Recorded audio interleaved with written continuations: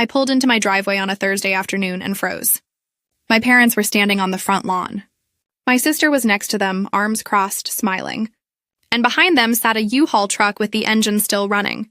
My dad spoke first. "You have 48 hours to get your stuff out. Your sister owns this house now." I stared at him, at her, at my mother, who wouldn't even look me in the eye. "What are you talking about?" I said. "I bought this house." My mom finally looked up. "Our names are on the deed. We're giving it to your sister. She needs it more than you do. How do you steal a house from someone who paid for it with their own money?" That's the question I asked myself standing there in my own driveway, about to lose everything. But here's the thing. I had 4 years of receipts they didn't know existed. Grab a drink. This one's long. Drop your country and what time it is below, and smash that like button. Let me take you back so you understand exactly how far they were willing to go. I was always the invisible one. My sister was the star. Straight A's, cheerleading captain, full ride to state school. My parents paid her tuition, her rent, bought her a brand new Honda when she graduated. Me, I worked 2 jobs through college. Graveyard shift at a warehouse, weekends at a coffee shop. I paid my own tuition. I drove a car with 200,000 miles on it. I graduated with 0 debt and $47,000 in savings. By the time I turned 26, I was ready to buy a house. I found a 3-bedroom ranch for $320,000. It needed work, but it had good bones. I put down $47,000, every cent I'd saved, and got a mortgage for the rest. Then my parents got involved. They said I should add them to the title for estate planning. Their lawyer told me it would help with Medicaid down the road, protect the house if anything happened to them. I hesitated. But they were my parents. I trusted them. So I signed. The mortgage went into all our names. But every single payment came out of my account. The property taxes, the insurance, the $1,500 furnace repair, the new roof, all me. And I kept records. I'm methodical like that. I save spreadsheets. I save emails. I save bank statements. I save everything. Even then, somewhere deep down, I didn't fully trust them. For 4 years, I paid a loan. Then my sister's marriage fell apart, and my parents saw an opportunity. They called it a family meeting. I came home from work on a Wednesday. My parents and my sister were already sitting in my living room. My living room. My mom started. "Your sister is going through a really hard time. The divorce has been awful. She needs a fresh start." I nodded. I felt bad for her. I really did. Then my dad leaned forward. "We've decided to give her the house." I blinked. "What house?" "This house." I laughed. I actually laughed because I thought it was a joke. "I bought this house," I said. "I've made every mortgage payment for 4 years. My dad's face didn't change. Our names are on the deed. Legally, it's as much ours as it is yours. And we're allocating it to your sister." "Allocating," I repeated. My mom jumped in. "You're young. You're single. You'll be fine. Your sister has 2 kids.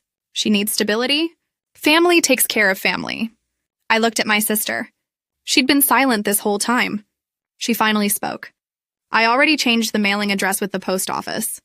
The utilities switch over tomorrow." My dad stood. "You have until Sunday at noon to remove your personal belongings. After that, we'll handle it." Sunday. Noon. That gave me exactly 43 hours to pack up my entire life. Or fight back. I called 3 lawyers Thursday morning. All 3 said the same thing. "Do you have anything in writing that says you're the sole owner?" "No." "Then title controls. If their names are on the deed, they have legal rights. This will be expensive and hard to prove. Retainers started at $5,000. I didn't have it. Friday morning, I got served. A formal notice to quit. Certified mail. My parents had hired a real estate attorney.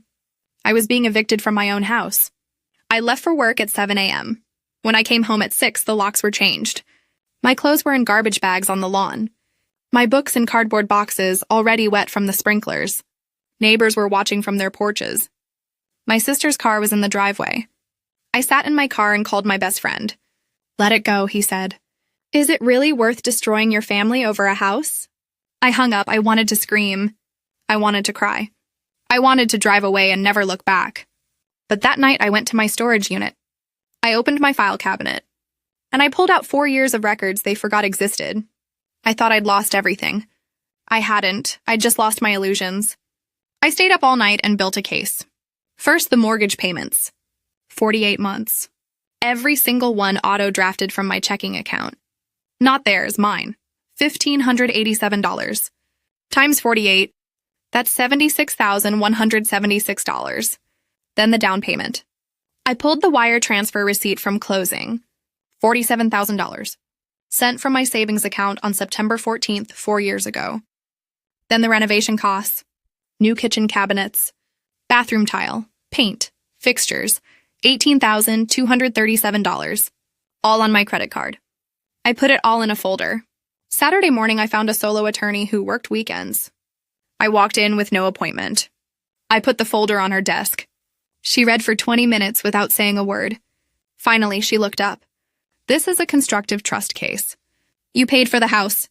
They held the title in name only. You've got a strong claim. I exhaled for the first time in 2 days. But, she said, we need proof they agreed to hold it in trust for you.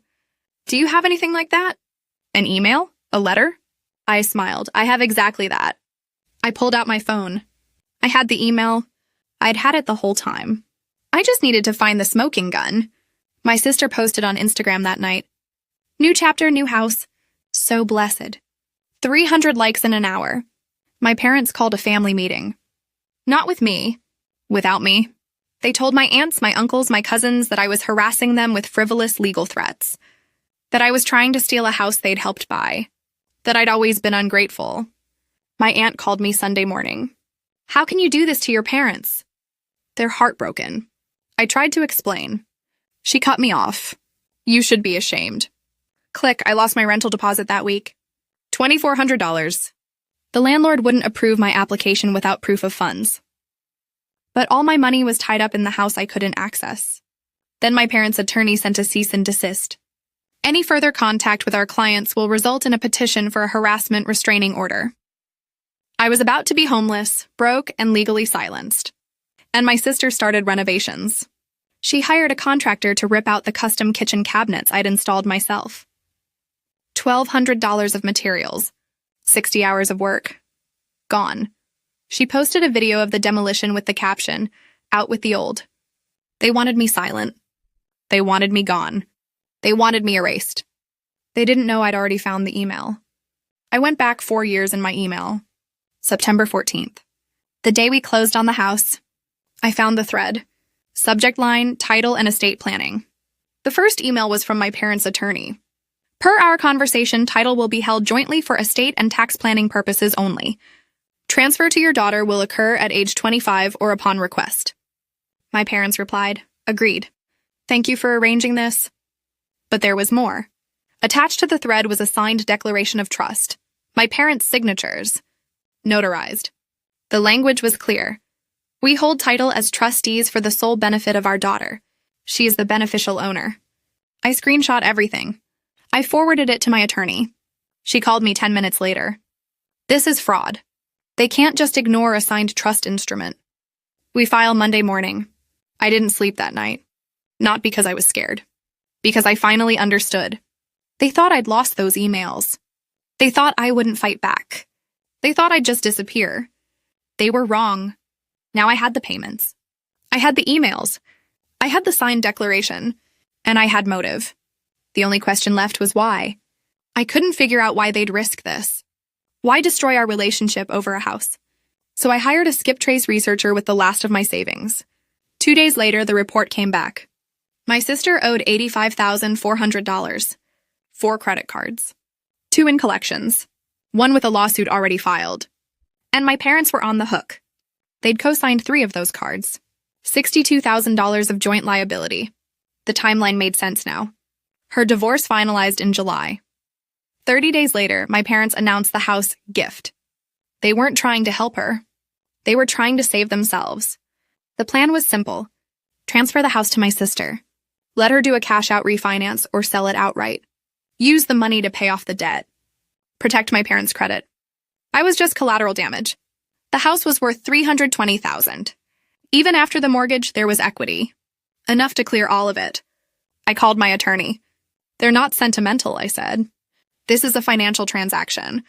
And I was the mark. She was quiet for a moment. Then she said, "Let's make sure the transaction doesn't close." Now I understood. This was never about family. It was about money, and I had all the receipts. Monday morning, 8 a.m., my attorney filed. Emergency petition for imposition of constructive trust and declaratory relief. We attached every receipt, every email, every bank statement, the signed declaration of trust. And we did one more thing. We recorded a lis pendens on the property. That's a legal notice that clouds the title. It tells the world there's a dispute. No bank will lend on it. No buyer will touch it. My sister's refinance application died by noon. She called my parents. My parents called their attorney. Their attorney called mine. "Your client is being unreasonable. We're prepared to offer a settlement." My attorney didn't blink. "My client wants what's hers. See you in court." I blocked my parents on everything. I blocked my sister. I stopped reading the family group chat. I moved in with a friend and went silent. No posts, no calls, no explanations. I prepped my testimony. I organized my evidence. I rehearsed cross-examination. They were used to me being quiet, being compliant, being the invisible one. Not anymore. They'd hear from me one more time, in court, under oath, with every single receipt projected on a screen. The hearing was set for 3 weeks out. I was ready. The hearing was on a Wednesday. I got there 30 minutes early. My attorney met me in the hallway. Don't react. Don't argue. Let the documents do the work. At 9 a.m. and we walked in. My parents were already seated with their lawyer. My sister sat between them. She wouldn't look at me. The judge called the case. My attorney stood. "Your Honor, this is a straightforward constructive trust matter. My client paid for the entire property. The respondents held title in name only. Under a written agreement they are now violating." She projected the first exhibit. The email from my parents' attorney. The one that said title would transfer to me at 25. Then the reply from my parents. Agreed. Their lawyer tried to object. "That email lacks context, Your Honor. The intention was always joint ownership." My attorney projected the next exhibit. The notarized declaration of trust signed by both my parents. "We hold title as trustees for the sole benefit of our daughter." The courtroom went quiet. Then she showed the payments. 48 mortgage payments. All from my account. $76,176. The down payment wire.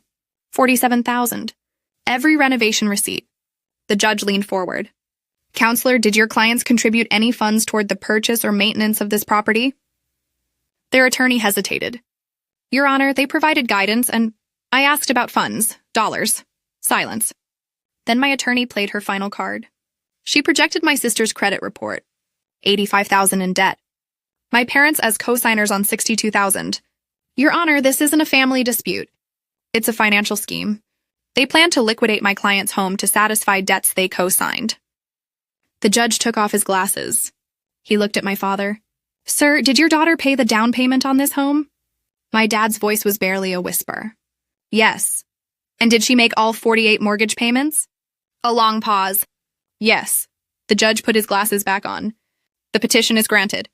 Title shall be transferred to the petitioner solely within 10 days.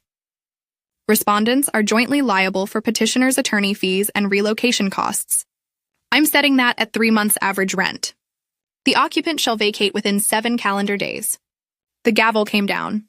I walked out in silence. My parents sat frozen. My sister stared at the floor. I'd won. My sister moved out on day 6. She didn't take the cabinets she'd ripped out. She didn't take the contractor's bill. She just left. 16 days later, her bankruptcy filing showed up in the public records. The debt plan had collapsed. My parents sent 2 apology letters. The first one said, "We made a terrible mistake. We were desperate."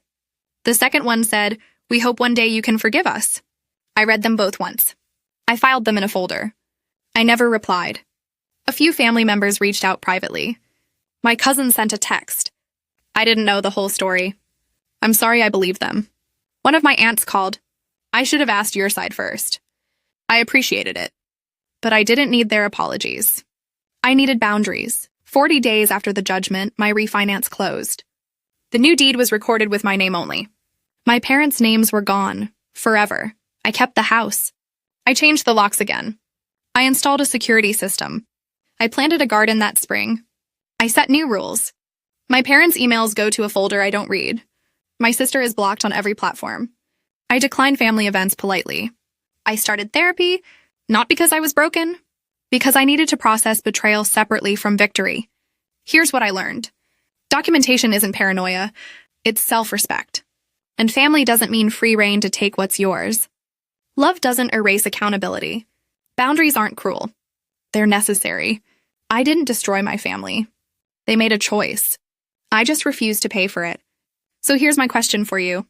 Have you ever had to choose between family loyalty and protecting what was legally, morally yours? What did you do? Drop your story in the comments.